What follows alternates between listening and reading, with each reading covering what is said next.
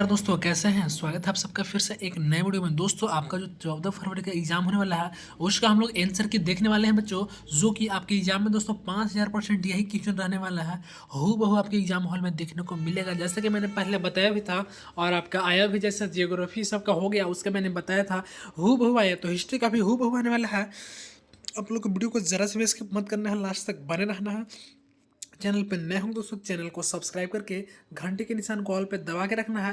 साथ ही साथ आप लोग को मेरे व्हाट्सअप चैनल को भी ज्वाइन कर लेना है। डिस्क्रिप्शन में लिंक दिया गया है दोस्तों, वहाँ पे आपको इन सारी चीज़ का पीडीएफ मिल जाएगा। तो चलिए आज की इस वीडियो शुरू करते हैं। और आज की इस वीडियो में दोस्तों हम लोग सब्जेक्टिव क्वेश्चन देखने वाले हैं। क्या बच्चों, सब्जेक्टिव क्वेश्चन देखने वाले हैं जो कि आपके एग्जाम हॉल में सीधे प्रश्न हूबहू, जी हाँ सीधे हूबहू यही मिलेगा। लेकिन आप सबसे छोटा सा रिक्वेस्ट रहता है कि आप लोग इस वीडियो को शेयर जरूर किया कीजिएगा अपने WhatsApp status, Instagram, Facebook, Twitter, Telegram, जहाँ करना है कर दीजिए भाई। और अपने दोस्तों को भी शेयर कीजिएगा और अपने स्टेटस में भी लगाइएगा। तो चलिए आज का सबसे पहला सवाल क्या बोलता है, आप लोग ध्यान दीजिएगा। अब देख सकते हैं यहाँ पे क्वेश्चन सारा बता दिया गया है और मैं सारा का आंसर क्या आप लोग को लाइन बाय लाइन बताने वाला हूँ, जहाँ पे हम लोग 2 3 मार्क्स 5 मार्क्स सारा क्वेश्चन देखने वाले हैं। तो पहला प्रश्न आपसे क्या पूछेगा आपके कल के एग्जाम में दोस्तों, ध्यान दीजिएगा। जी हाँ, जो आपका होने वाला है 14 फरवरी का, उसमें यही क्वेश्चन रहेगा। क्या रहेगा, आप लोग ध्यान देना बच्चों। प्राचीन भारत इतिहास के अध्ययन के कौन कौन से स्रोत हैं, तो आंसर लिखेंगे बच्चों। प्राचीन जो है भारतीय इतिहास अध्ययन के स्रोत जो है पुरातात्विक स्रोत, साहित्यिक स्रोत और विदेशी यात्रियों के विवरण है। क्या बच्चों, विवरण है। अगला बोलता है भारत के कौन से दो प्रांत अगस्त 1947 में भारत एक एवं पाकिस्तानी के बीच बांटे गए। तो इसका जवाब लिखें दोस्तों, अगस्त 1947 का बच्चों, अगस्त 1947 से भारत एवं पाकिस्तान के बीच बांटे गए दो प्रांत पंजाब और बंगाल थे। क्या बच्चों, पंजाब और बंगाल थे। यहाँ मैंने एक्सप्लेन कर दिया, आप लोग देख लीजिएगा। अगला बोलता है कि अकबर का जन्म कब और कहाँ हुआ। तो इसका जवाब लिखें दोस्तों, अकबर का जन्म जो है दोस्तों 15 अक्टूबर, क्या बच्चों, 15 अक्टूबर 1542 को हुआ था। और ये अमरकोट सिंध में हुआ था। कहाँ बच्चों, अमरकोट सिंध में हुआ था। एक्सप्लेनेशन लिखिएगा। उस समय उनके पिता हुमायूं निर्वासन से क्या थे, निर्वासन में थे। अगला प्रश्न बोलता है दोस्तों सगुन भक्ति क्या है। जी हाँ, सगुन भक्ति क्या है। तो इसका जवाब लिखें दोस्तों, सगुन भक्ति ईश्वर के साकार रूप की आराधना है। क्या बच्चों, सगुन जो है भक्ति ईश्वर के साकार रूप की आराधना है। इसका एक्सप्लेन कर देंगे, लिखेंगे। इस भक्ति दोस्तों परंपरा में भक्त भगवान को एक निश्चित रूप, गुण एवं विशेषता जैसे राम या कृष्ण के साथ दोस्तों पूजते हैं। अगला पहाड़िया कौन था बच्चों, ये ओरिजिनल पेपर होने वाला है आपका एग्जाम में, यही पूछेगा। बोल रहा है कि पहाड़िया कौन थे। तो इनसे लगे पहाड़िया लोग जो है राजमहल की पहाड़ियों के आसपास रहने वाले पहाड़ी समुदाय थे। क्या बच्चों, पहाड़ी समुदाय थे। अगला प्रश्न ध्यान दीजिएगा।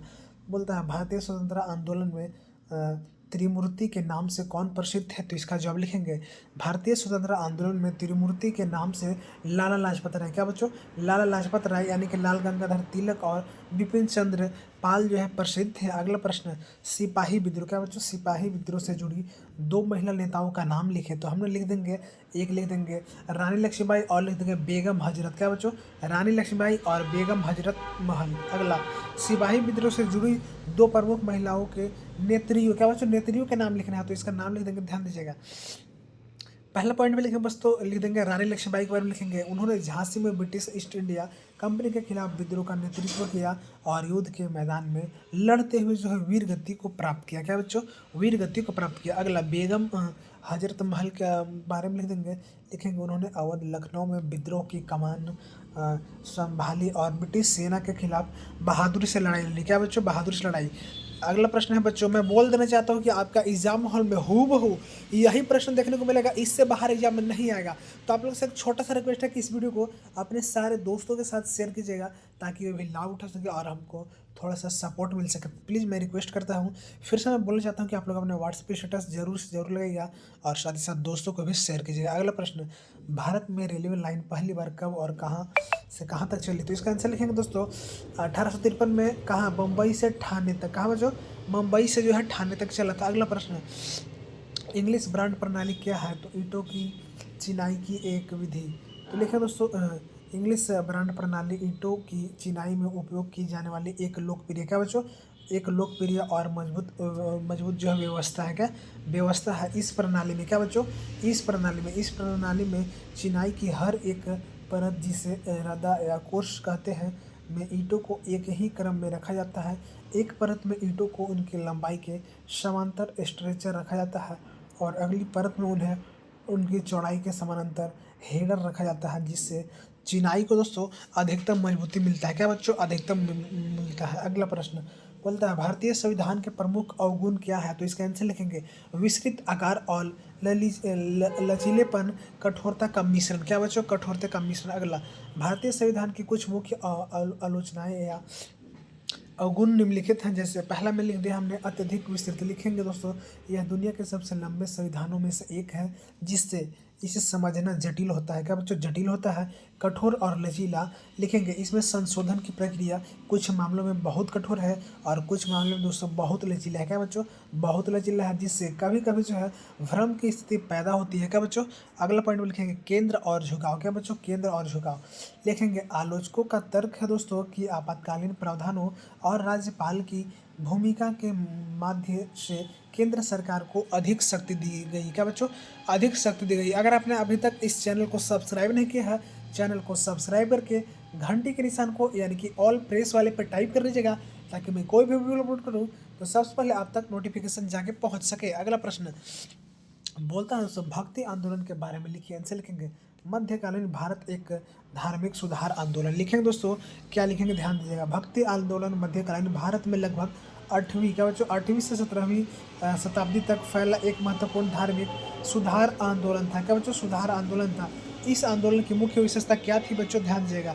पहला पॉइंट में लिखेंगे ईश्वर के प्रति व्यक्तिगत भक्ति। लिखेंगे इसने कर्मकांडों और जटिल अनुष्ठानों के बजाय ईश्वर के प्रति व्यक्तिगत प्रेम और समर्पण भक्ति पर जोर दिया। क्या बच्चों? जोर दिया। अगला जाति व्यवस्था की आलोचना। लिखेंगे भक्ति संतों ने जाति व्यवस्था, मूर्ति पूजा और धार्मिक रूढ़ियों की आलोचना की। क्या बच्चों? आलोचना की। अगला लिखेंगे क्षेत्रीय भाषाओं का उपयोग। लिखेंगे संतों ने अपने उपदेश संस्कृति के बजाय आम लोगों की क्षेत्रीय भाषाओं में दिए गए, जिससे यह आंदोलन जन जन तक पहुंचा। कहाँ बच्चों? तो जन जन तक पहुंचा था। अगला प्रमुख संत के बारे में लिख देंगे दोस्तों। इस आंदोलन के प्रमुख संतों में कबीर, नानक, चैतन्य महाप्रभु, मीराबाई और तुलसीदास शामिल थे। क्या बच्चों? तुलसी। अगला ब्लैक टाउन और वाइट टाउन में अंतर स्पष्ट करें तो लिख देंगे अंतर स्पष्ट। लिखेंगे वाइट टाउन के बारे में पहले लिखेंगे दोस्तों यह औपनिवेश शहरों का वह हिस्सा था जहां मुख्य रूप से ब्रिटिश या यूरोपीय लोग रहते थे। यह क्षेत्र दोस्तों बेहतर योजनाबद्ध, स्वच्छ और आधुनिक सुविधाओं से मुक्त होता था, जहां के निवास विशेषाधिकार प्राप्त थे। अगला प्रश्न ब्लैक टाउन। लिखेंगे दोस्तों यह शहर का एक हिस्सा था। क्या बच्चों? यह शहर का वह हिस्सा था जहां स्थानीय भारतीय आबादी रहती थी।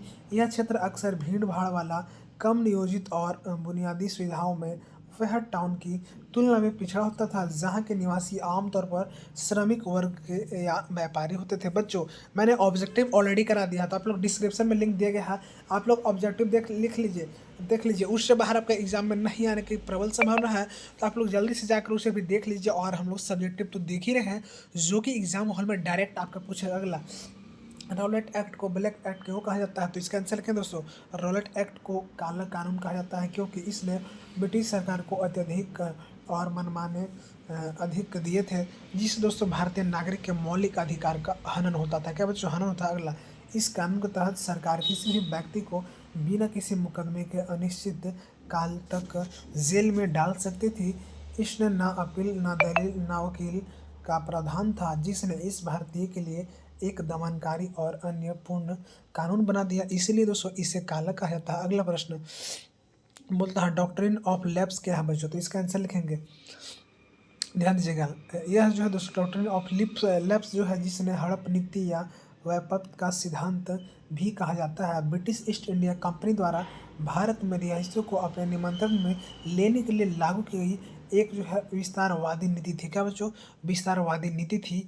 इस नीति के अनुसार दोस्तों, जी हाँ, इस नीति के अनुसार यदि किसी शासक की मृत्यु हो जाती थी और उसका कोई स्वाभाविक जैविक पुरुष उत्तराधिकार नहीं होता था, तो उसकी रियासत स्वतः ही ब्रिटिश साम्राज्य के अधीन हो जाती थी।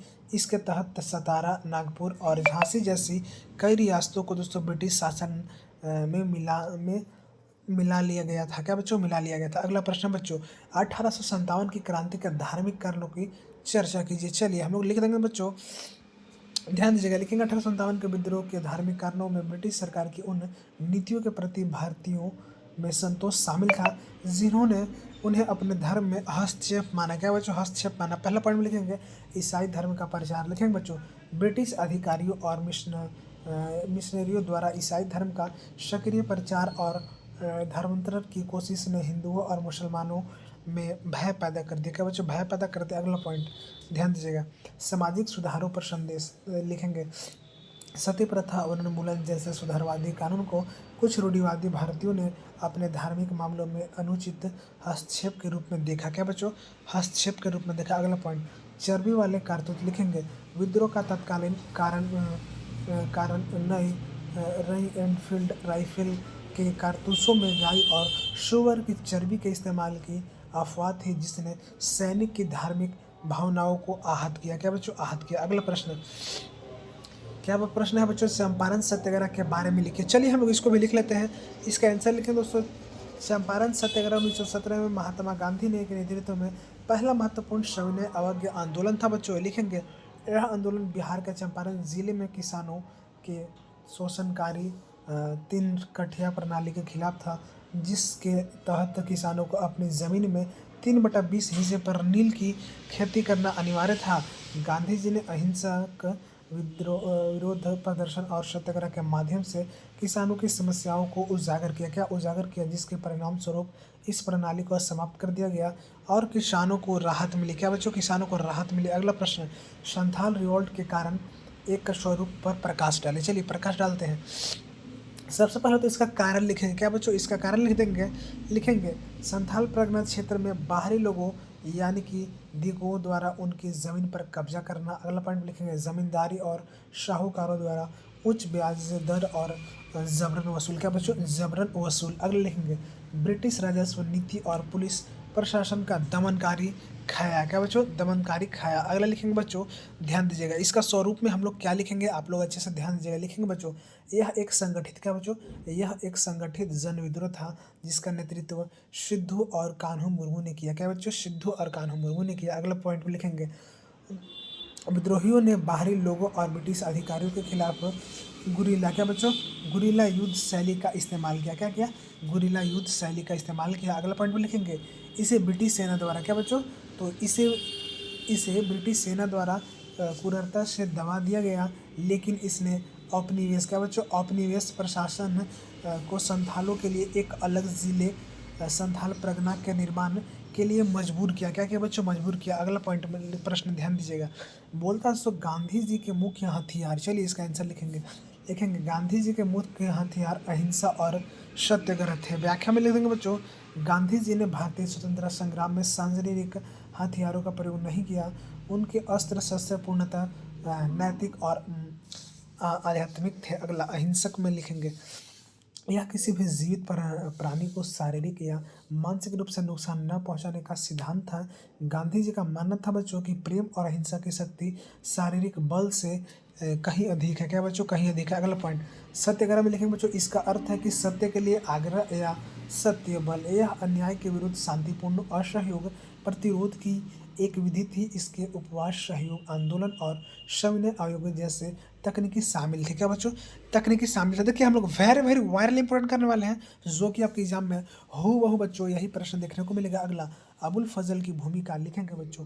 व्याख्या में लिख देंगे, पहला, अबुल फजल मुगल सम्राट अकबर के दरबारी इतिहासकारी और 9 रत्नों में से एक थे। क्या, 9 रत्नों में से एक थे। अगला, तथ्य आधारित लेखन लिखेंगे। तो लिखेंगे दोस्तों, उन्होंने अपने लेखन में आधिकारिक दस्तावेजों, मौखिक गवाहियों और व्यक्तिगत टिप्पणी का उपयोग किया, जिससे अकबरनामा एक विश्वसनीय ऐतिहासिक स्रोत बन गया। अगला पॉइंट में लिखेंगे, विस्तृत विवरण लिखेंगे, उन्होंने केवल राजनीतिक घटनाओं पर ध्यान केंद्रित नहीं किया, बल्कि मुगल प्रशासन, संस्कृति, सामाजिक विज्ञान और आर्थिक स्थितियों का भी विस्तृत संश्लेषण किया। अगला प्रश्न बच्चों, फारसी गद्य शैली लिखेंगे। उनकी परिष्कृत, क्या बच्चों, उनकी परिष्कृत और जटिल फारसी लेखन शैली ने भी उन्हें एक प्रमुख इतिहासकार के रूप में स्थापित किया। क्या बच्चों, स्थापित किया।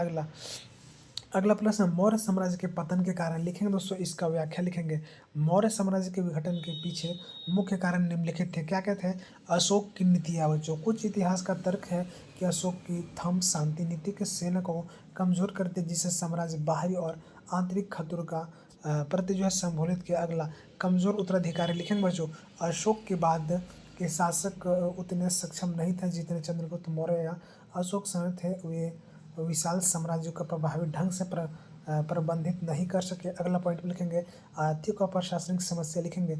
साम्राज्य के बड़े आकार के कारण दोस्तों केंद्रीय नियंत्रण बनाए रखना मुश्किल हो गया था।